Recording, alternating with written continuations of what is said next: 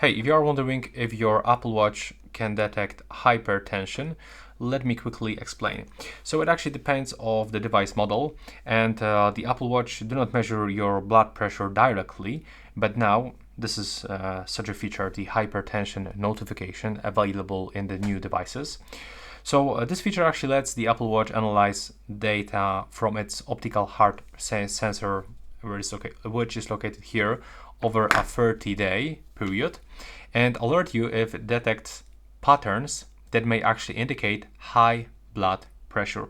And this feature is available on the Apple Watch Series 9 and later, and Apple Watch Ultra 2nd generation and later, with watchOS 26 software. This is very important.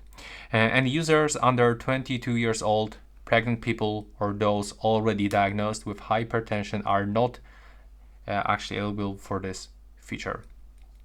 And that's basically everything. I hope you'll find it useful.